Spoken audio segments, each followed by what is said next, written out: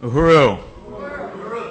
I want to thank Kitty and just say that it's an honor to be on this panel tonight with Chairman Amalia Shatella of the African People's Socialist Party and Penny Hess, the chairwoman of the African People's Solidarity Committee.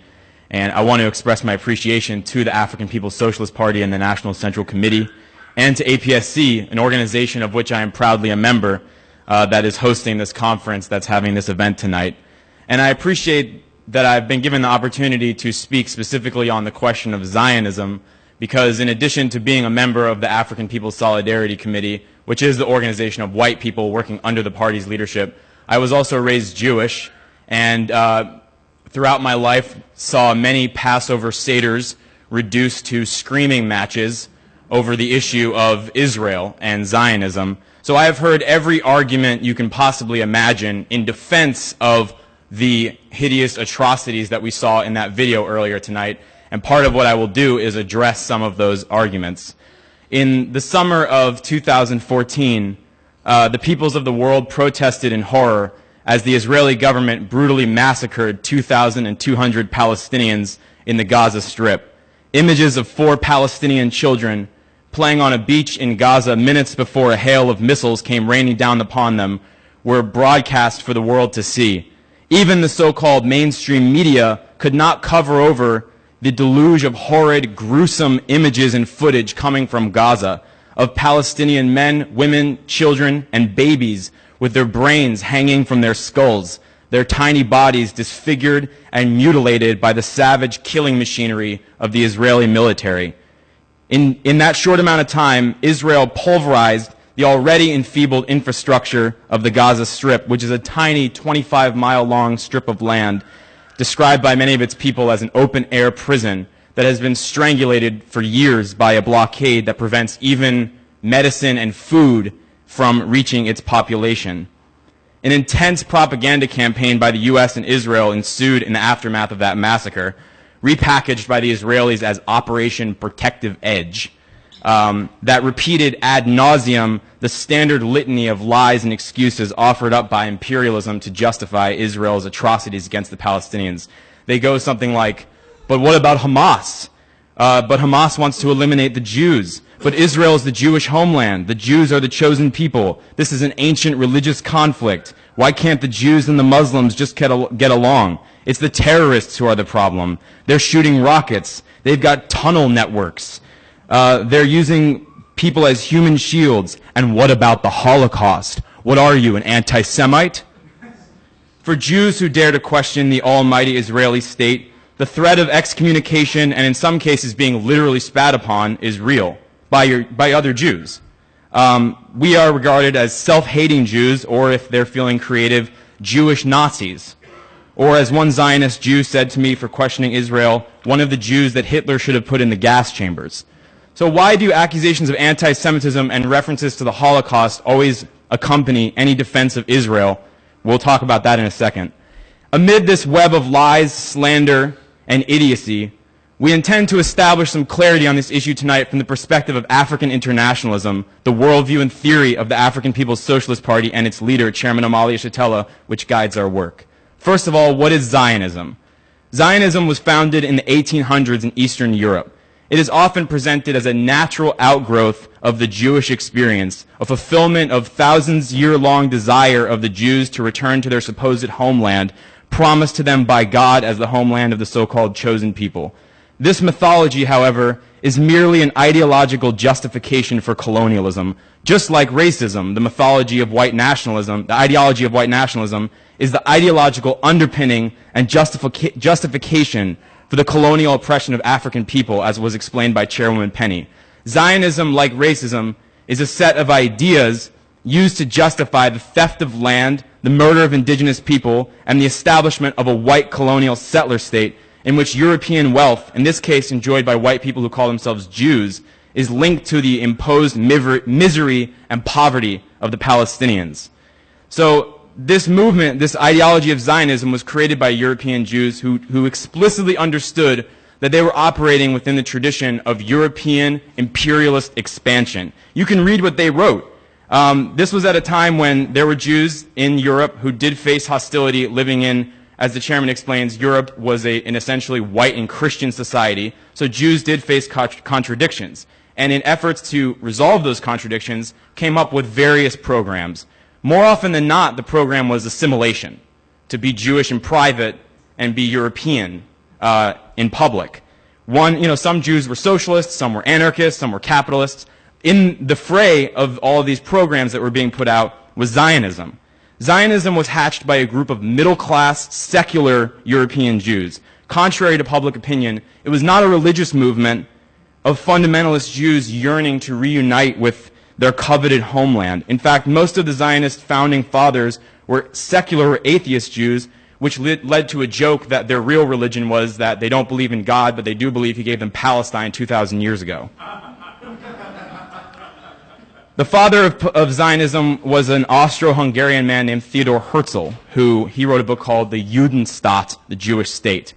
And in the process of trying to build this movement, the main thing that the Zionists did was present this plan to major white imperialist powers to try to get their backing and support, with presenting the obvious strategic advantages of having a Jewish European satellite state in parts of the world where Europe wanted access to resources.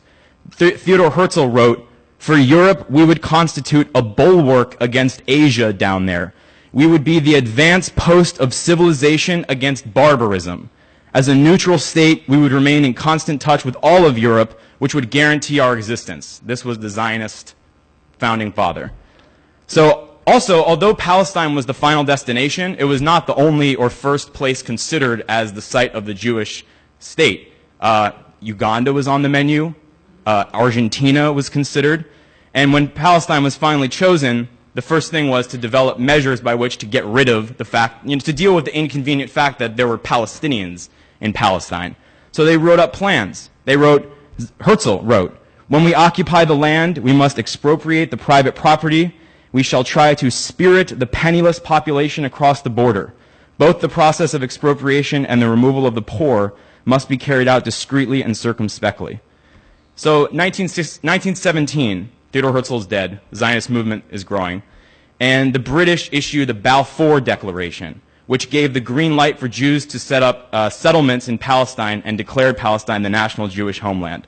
After 3 decades of a period known as the Mandatory Period, where Britain was administering Palestine as a colony, the State of Israel was established in May of 1948. The process leading up to the establishment of the State of Israel was an extremely brutal, bloody, violent process, similar to the process through which the United States was created. It was referred to by the Palestinians as the Nakba, which means the catastrophe. And in this process, Jewish terrorist groups, like the Stern Gang, the Irgun, the Haganah, expelled and, if necessary, by their standards, exterminated Palestinian people to set up the Jewish state. 700,000 Palestinians were expelled by conservative estimates. 80% of the Palestinians were pushed out of their homeland. 600 villages at least were destroyed.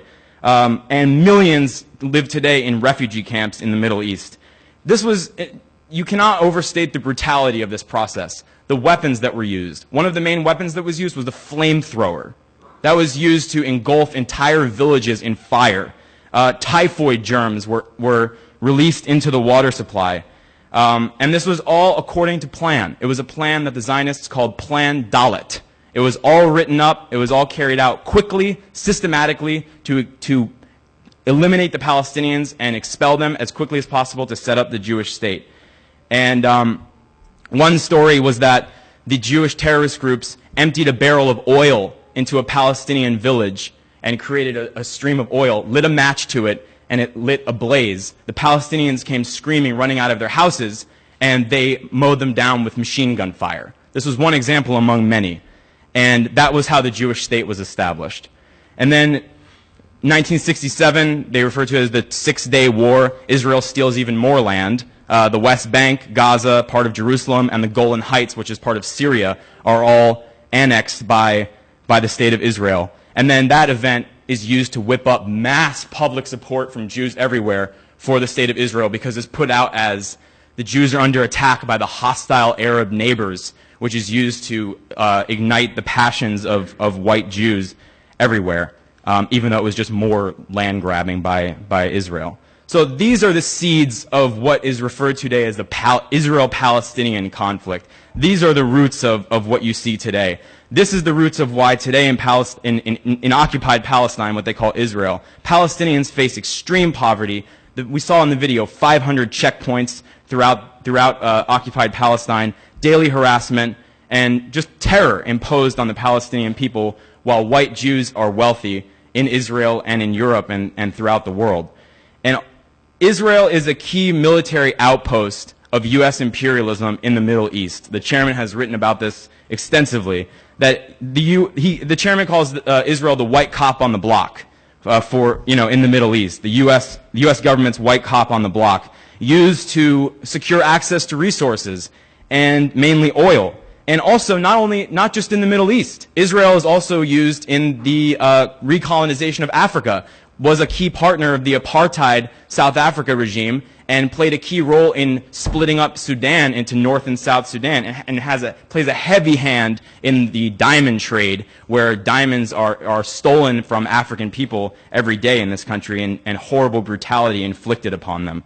So this is Israel. And also Africans from those places that Israel has inflicted colonial violence upon come to Israel to chase their resources, and in Israel, or in occupied Palestine, are terrorized by Israelis. Our African women from Ethiopia have been forced sterilizations have been imposed on them. They've been put in detention camps. Jews have had like lynch mob rallies where they chant things like "chase out the darkness," referring to African so-called immigrants in that part of in occupied Palestine. So this is Israel, and even some Jews will be willing to criticize Israel, but criticizing it is one thing. Criticizing policy is one thing. Recognizing that Israel is a colonial settler state resting on stolen Palestinian land brings you to a different conclusion. Defenders of Israel will say, well, what about the right of Israel to exist? Does Israel have the right to exist? Where do you expect the Israelis or the Jews to go, they will say. First of all, this is the most backwards question, considering Israel was born destroying Palestine, denying the right of the Palestinian people to exist. Palestine has a right to exist. Colonial settler states do not. Israel is a white nationalist colonial settler state, and the Palestinian people have the right to their land. So the Zionists will say, where do you want the Jews to go? What becomes of Jews in Palestine, what becomes of so-called Israelis, is the same question faced by all of us white settler colonizers, so-called Americans or Europeans all over the world. It will be determined by the stand that we take.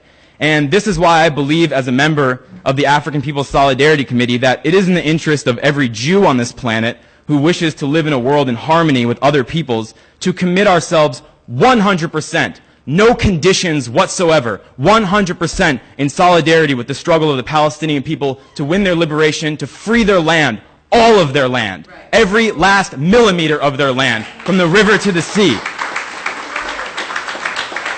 And this is not a selfless sacrifice on our part. It is not something we must do for them, for the oppressed. It is in our deepest interests as human beings to unite with the oppressed peoples of the world, to turn our backs against the oppressor nation ruling class.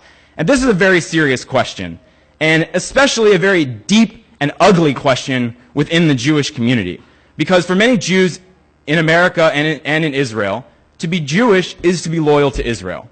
First and foremost, to be Jewish is to defend Israel, right or wrong. Even when it does the bad thing and you get a little concerned because it's not looking too good, you still don't question Israel's right to occupy Palestinian land. This is deeply ingrained into Jewish life. In fact, some of my most beloved family members, I found this out recently, donated money to the Irgun while that was spilling the blood of Palestinian babies and children in 1947.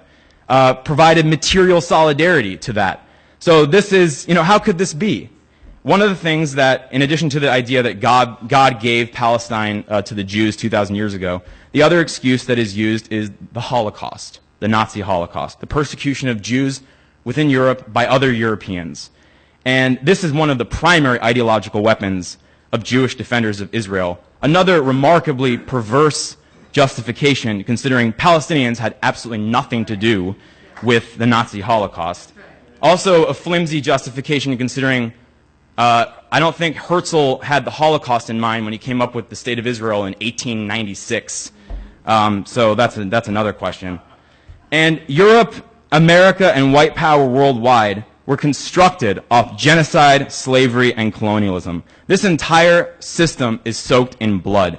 For centuries, there was no word for genocide in the English language. It was normal what white people were doing to the rest of the world. It became genocide when white people did it to other white people called Jews. And that's used as an ideological tool to deflect criticism of Israel, of imperialism, and to liquidate what this system has done as part of its DNA for hundreds of years. So confronting this reality is not easy for many Jewish people. And there are some Jewish groups who do criticize Israel. They call for a non-violent, peaceful settlement to the conflict. They say they support the right of return, and many of them call for a two-state solution. This, my friends, is not good enough. In fact, it is not good at all.